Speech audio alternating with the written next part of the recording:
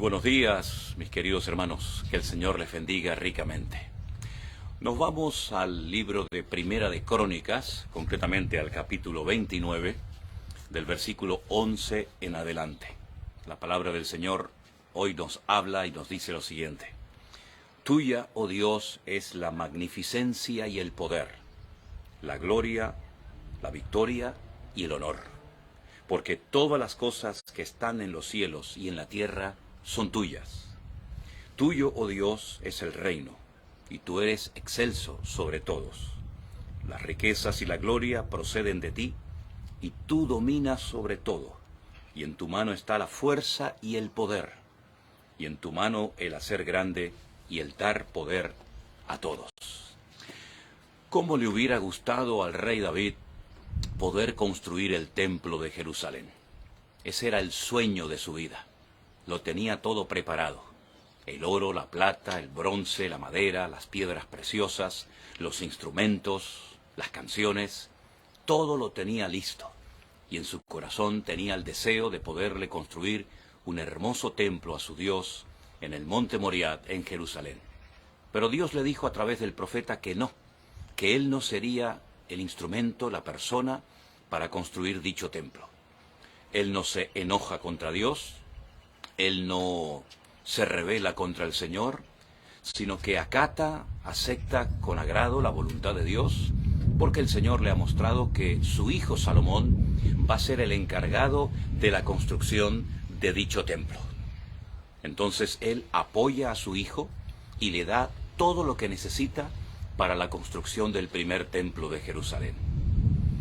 En el capítulo 28 y 29 de Primera de Crónicas, vemos cómo David convoca en Jerusalén a los soldados, a los príncipes de las tribus de Israel, a todas las personas importantes, para que reconozcan que su hijo Salomón va a ser el encargado de construir dicho templo y va a ser el siguiente rey de Israel. En este caso sería el tercero.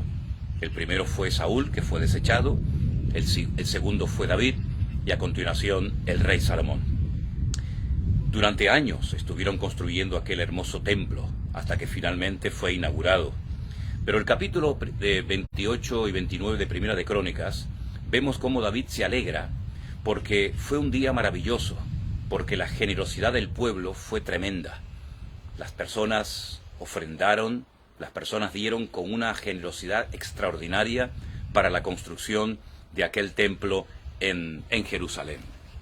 El mismo David no solamente dio lo que había arrebatado como botín a las naciones extranjeras a las cuales él había derrotado, sino que además de su tesoro personal, él también dio grandes riquezas para la construcción de ese templo en Jerusalén. Hermanos queridos, en ese capítulo, sobre todo el 29, es donde David reconoce el poder y el control de su Dios. Él sabe ya que no va a ser el instrumento, la persona escogida por Dios para la construcción de dicho templo, pero él le da la gloria y le da la honra al Señor, porque él sabe que Dios tiene todo bajo control, y que sea él o sea su hijo, la casa de Dios, el templo de Jerusalén, va a ser construido. Él se goza en lo que Dios va a hacer, no a través de él, pero sí a través de su hijo. Y esto es algo que muchas veces lamentablemente falta en el pueblo de Dios. Ver cómo Dios está utilizando a otras personas, a otros ministerios, pero entran algunos en una guerra personal, en celos y en envidias, en vez de reconocer, en vez de darle gracias al Señor por lo que Dios está haciendo en otras personas y en otros ministerios, como que se enfadan y entran en una guerra absurda y ridícula, porque les gustaría a ellos también tener esa bendición, pero no la tienen, sino que tienen tal vez otra. David, ya digo, no se enfadó con Dios, no se enfadó consigo mismo, sino que él entendió que él era el instrumento para atesorar todas las riquezas y todos los materiales necesarios para la construcción del templo de Jerusalén, pero su hijo sería el que lo iba a construir. Qué importante es saber en la vida lo que Dios nos ha llamado y capacitado, y a lo que Dios ni nos ha llamado ni nos ha capacitado. Qué importante es aceptar con gusto y con agrado la voluntad de Dios, sea cual sea. Porque Dios no solamente tiene todo bajo control, como hemos dicho muchísimas veces, sino que Dios usa a las personas como quiere y cuando quiere. Y a uno los capacita para un área del ministerio y a otros para otras áreas o funciones del ministerio. Pero todos somos importantes y todos somos instrumentos en las manos del Señor. David le da la honra y la gloria al Señor, porque a pesar de que él era un hombre con unas riquezas extraordinarias, él entiende que todo eso lo ha conseguido y todas esas victorias las ha alcanzado no por sus méritos, no por su inteligencia y sabiduría, sino porque Dios lo ha respaldado y Dios lo ha bendecido en todo momento.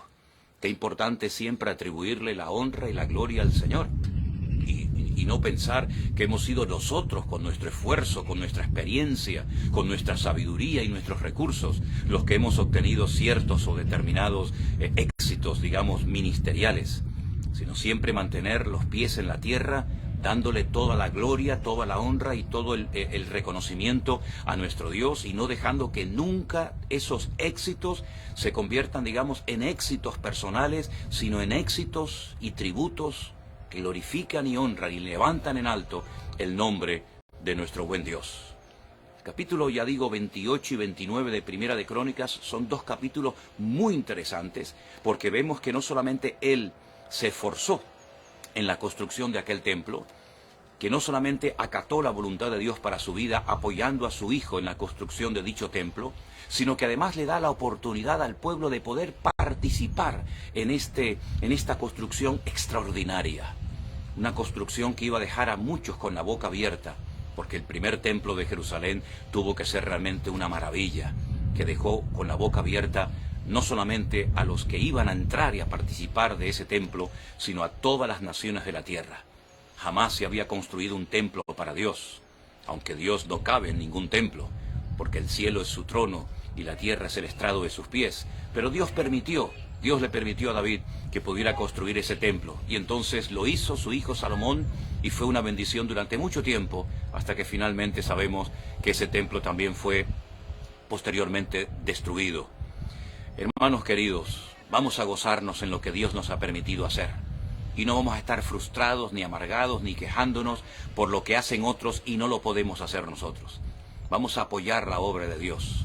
Vamos a gozarnos en la bendición de otros. Vamos a darle honra y gloria al Señor por lo que hemos aprendido, por lo que hemos descubierto, por lo que hemos recibido y por lo que vendrá Dios mediante en el futuro. Así que en esta mañana vamos a darle gracias al Señor y que Dios siempre guarde nuestros corazones y que nunca tengamos ni celos, ni envidias, ni entremos en esa competencia absurda y ridícula, creyéndonos que tenemos que competir contra otro ministerio, contra otra persona. Hermanos, la guerra, la lucha no va por ahí. Nuestra lucha es contra principados y contra potestades, no contra sangre y carne, no contra otras personas. Si Dios prospera, si Dios usa y si Dios bendice a otras personas más que a nosotros, gloria a Dios. Pero cada uno de nosotros hemos sido llamados para cumplir una función en el cuerpo de Cristo. La pregunta es, ¿la estamos cumpliendo? ¿O estamos más pendientes de lo que hacen los demás que lo que debería de haber hecho yo? David se jugó la vida en el campo de batalla muchas veces y le arrebató a los enemigos de Israel muchas riquezas que después las invirtió, digamos, en el templo de Jerusalén. Esa era la función, ese era el llamado. Esa era la capacidad que Dios le había dado a David, de hacer la guerra y vencerlas, y obtener recursos para el futuro templo de Jerusalén. Bueno, él entendió que Dios lo había llamado para eso, y por eso lo había capacitado y le había dado aquella unción tremenda. A su hijo lo llamó para otra cosa, y a cada uno de nosotros Dios nos ha dado una función diferente. No para competir, sino para complementarnos, para aprender a trabajar juntos, en equipo, no menospreciando a nadie, no creyéndonos superior a nadie, sino cada uno ocupando su respectivo lugar y gozándote en la función a la cual Dios te ha llamado. Vemos que el Señor es un Dios que capacita a todos, a unos para un área, a otros para otra, pero todos mirando al Señor y por supuesto dándole siempre toda la honra y toda la gloria a nuestro Dios. Al fin y al cabo, Él es el que nos hace, como dice la Biblia, ministros competentes. Oramos en esta mañana a nuestro buen Dios. Bendito Padre Celestial, gracias, oh Dios, por este día maravilloso que nos estás dando de vida, que aprendamos a gozarnos en lo que hacemos, que aprendamos a estar contentos y a gozarnos en la bendición también de otros, y bendecirlos, y darte gracias, porque tú usas a todos para tu gloria y tu honra, y para la extensión de tu iglesia y de tu reino sobre la faz de la tierra.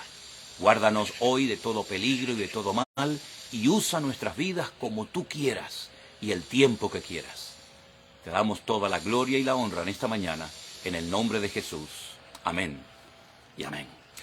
Mis queridos hermanos, gracias por seguirnos durante toda esta semana en estos devocionales que, como bien saben ustedes, a esta misma hora, de lunes a viernes, salen en directo por nuestros canales de Facebook y de YouTube. Y este fin de semana, sábado y domingo, no tenemos devocional, pero ya hemos tenido suficiente palabra durante toda la semana para ir reflexionando en cada uno de los mensajes, en cada uno de los devocionales que hemos tenido durante estos días. Les deseo un fin de semana bendecido, que el Señor nos bendiga y nos hable, y que sigamos firmes y constantes siempre en la obra del Señor. Que el Señor les bendiga, mis queridos hermanos.